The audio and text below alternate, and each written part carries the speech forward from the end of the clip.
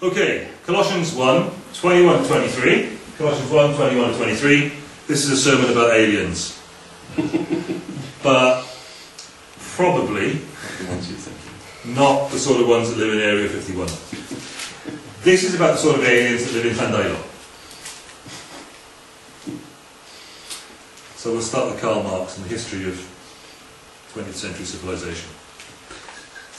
Because Karl Marx perhaps is the one who was just simply a philosopher who has done more to shape the history of the 20th century than many others, just from a purely philosophical point of view. Others have been, better. But he is basically the pure philosopher who's probably had the most popular impact, because it all got picked up and actually people tried to do the sort of stuff he was talking about in the 19th century during the course of the 20th. And a lot of what he talks about is this theory of alienation. What he builds is built on this idea of alienation. It describes the separation of things that naturally belong together, and the placement of antagonism between things that ought probably to be in harmony.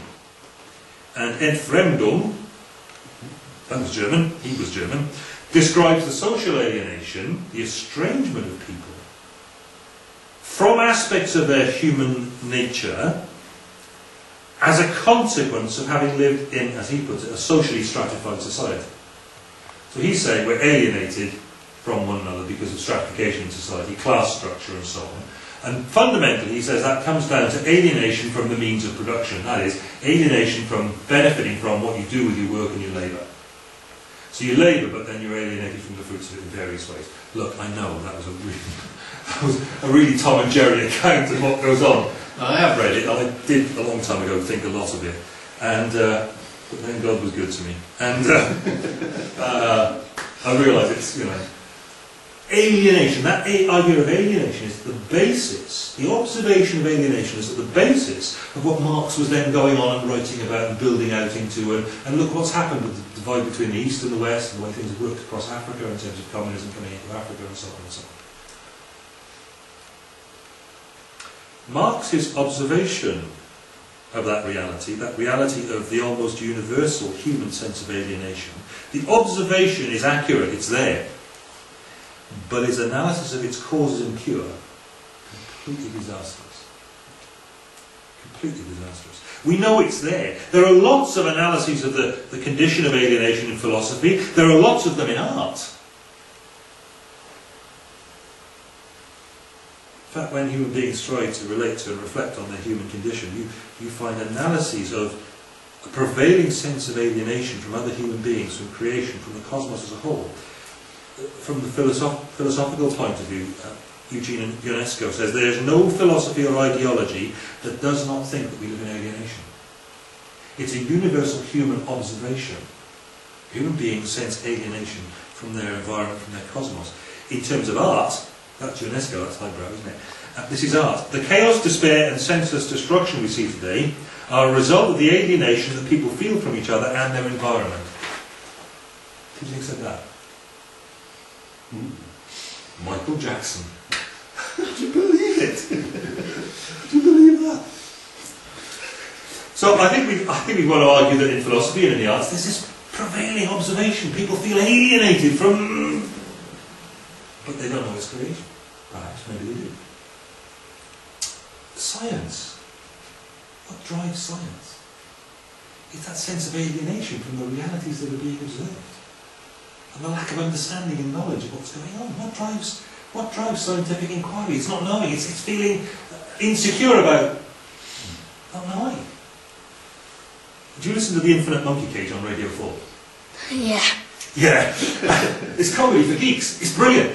And Brian Cox, Professor Brian Cox, now respectable Professor Brian Cox, was larking about in the manner of the programme, and in doing so he came up with a really good definition of what science is functionally about. Because they were talking about science being doubt and not knowing stuff and feeling insecure about that and joking about it. And then he came up with this definition of science as being highly nuanced doubt. And that's right. That's interesting, isn't it? Where does it come from? At a human level, this sense of knowledge and the lack of it, and the lack of connection and insecurity with that. It begins with a lack, or a sense of a lack of knowledge. Human alienation begins with with that. There's an international space exploration program, been running for a really long time now, called SETI, Search for Extraterrestrial Intelligence. Have you come across this? Yeah, late night on Channel 4. Yeah. Scientists were beginning to become quite insecure with the fact that the universe was huge. They begin to observe billions of light years away now. Things happening out there. And it makes people feel insecure. You start talking about the size of the universe with people, and people start to shift in their seats. Have you noticed that? The scale of things, they're so small. People feel insecure. So they're realising how immense the observable universe is, and they were feeling alienated, want to break that alienation.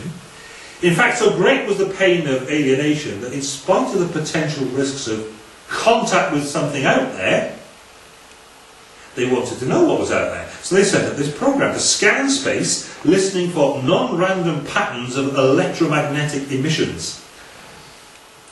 And what they discovered was the singing of the universe. It's quite outstanding. There are pulsar stars, there are neutron stars collapsing at them, and they're pulsing away. And some of them play pretty good drum and bass. Yeah, I was playing some in connection with something else. I was playing some on Friday, I think. Harris walked in. She said, "What's that? I could dance to that." It's a pulsar. What's a pulsar? It's a neutron star. Ooh. Wow. You get. It's like a choreograph this. This is good. This is cool. Where do you find that? YouTube. Here it is. The Velar pulsar. A long way from Pulse. So we go home this afternoon. I just feel sorry for my friend who came over. You go home this afternoon, get on YouTube and look for the Velar pulsar.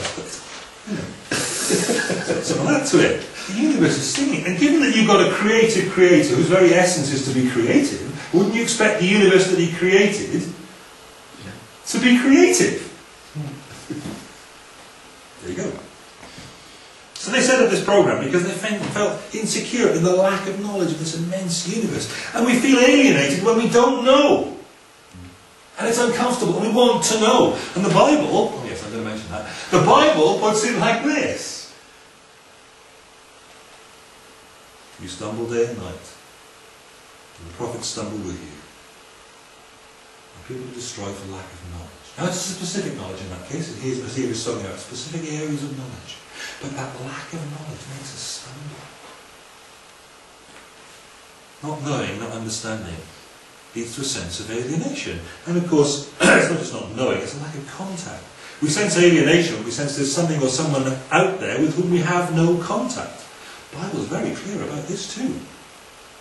Very clear about human beings having sufficient contact with creation to get curious about the Creator out there and be stimulated to search for whatever's out there because we're nowhere alienated from whatever's out there. To be stimulated to go searching for him if we have a mind to. But it's also pretty clear in the Bible that sinful human nature naturally prefers to deny the truth and its wickedness than risk the change of life that coming into contact with the living God could bring. So humanity tends to search because of its alienation, to look in places where they're not going to find God. And set up the rules of the search along that basis. And you can read all about that in Romans 1 and 2. What you're all too often left with then is a sense of alienation from the Creator and therefore from His creation that disturbs us all, but leads to searching that won't look where it will find, because it's all too scared about what it will find, and is all too horrified about where finding might lead. Does that make sense? I'm trying to make it sort of make what I'm saying clear here. If I'm teaching Granny to suck eggs or doing a Tom and Jerry version or something, you just need to throw things at me and let me know, give me an indication. The Bible's analysis of the whole issue of alienation is personal, it's relational, and it's moral. Because the God who is out there is a holy God. Your iniquities have separated you from your God.